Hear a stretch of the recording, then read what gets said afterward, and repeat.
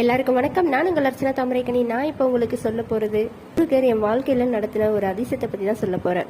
முதல்ல நம்ம ஒரு விஷயத்த நம்பினா அது நம்மளுக்கு கண்டிப்பாக கிடைக்கும். அப்படி தான் முருகரை நான் நம்ப ஆரம்பித்தேன். 2024 லைஃப் ரொம்ப நியூட்ரலாக போயிட்டு இருந்துச்சு. செவ்வாய்க்கிழமை செவ்வாய் ஓரையில் முருகருக்கு வெற்றலை தீபம் போட்டால் நல்லது அப்படின்ற மாதிரி நிறைய இடத்துல நான் பார்த்துட்டு இருந்தேன். அதனால நம்மளும் அந்த மாதிரி ட்ரை பண்ணலாம் அப்படின்னு சொல்லி 9 வீக்ஸ் நம்ம போடணும் அப்படின்ற மாதிரி நான் பிளான் பண்ணியிருந்தேன்.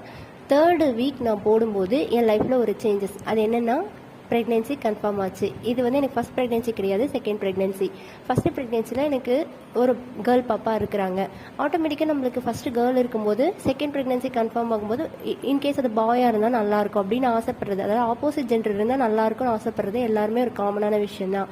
இந்த ப்ரெக்னென்சி கன்ஃபார்ம் ஆகிறதுக்கு முன்னாடி நாங்கள் 3 முறை முருகரை தரிசனம் பண்ணிட்டு வந்தோம்.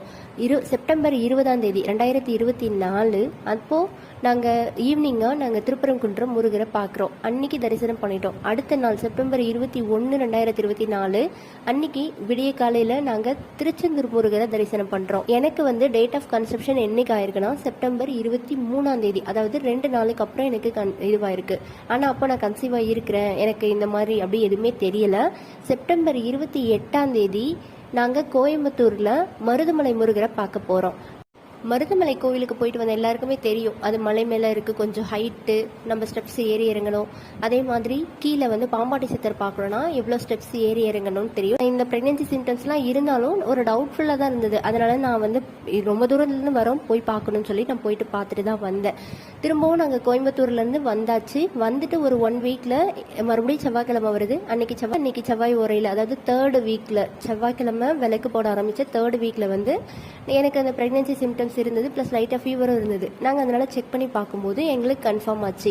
அந்த டே என்னன்னா சஷ்டி, அந்த மாதத்தோட சஷ்டி. 3 முருகர் கோவில் பார்த்துட்டு வந்தோம். அவ்வளோ விஷயம் நடந்து செவ்வாய்க்கிழமை 3வது வாரம் நாங்கள் விளக்கு போடுறப்போ எங்களுக்கு இந்த மாதிரி ப்ரெக்னென்சி கன்ஃபார்ம் ஆச்சு. இது எல்லாமே ஒரு கோயின்சிடென்ஸ்னே வச்சுப்போம். ஒன்றும் நம்ப மாட்டீங்க, எனக்கு ஒவ்வொரு ஸ்கேனுமே சஷ்டி அந்த டைமில் தான் வந்தது. இங்கே ஜூன் மாதத்தில் எனக்கு டியூ டேட் கொடுத்துருந்தாங்க. அந்த மாதத்தில் வளர்பிறை சஷ்டி அன்னைக்கு சிசேரியன் பண்ணிக்கலாம் அப்படின்னு பிளான் பண்ணி வச்சுருந்தோம். ஆனால் எனக்கு 1 மந்த்துக்கு முன்னாடி, அதுக்கு முன்னாடி வர்ற நாள், அந்த மந்தோட சஷ்டியில் குழந்தை கையில் இருந்தான்.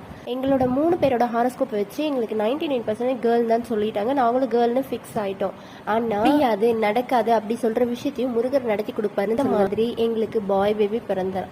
முருகன் நம்ம கேட்டதெல்லாம் கொடுப்பாரு. ஆனால் பயங்கரமான சோதனைகளை சந்திக்க வேண்டியது இருக்கும். அந்த 9 மந்த்ஸும் நான் சந்தித்த சோதனைகள்லாம் சொல்லி மாலாது, அவ்வளோ பெரிய சோதனைகள் தான். நாளைக்கு செவ்வாய்க்கிழமை நீங்களும் உங்கள் மனசில் என்ன வேண்டியிருக்கீங்களோ அதை நினச்சி விளக்கு போடலாம். போஸ்ட் இன்னைக்கு உங்கள் கண்ட பட்டுச்சுன்னா முருகர் உங்களுக்கு கண்டிப்பாக ஏதோ ஒன்று சொல்ல வராருன்னு அர்த்தம். நம்பி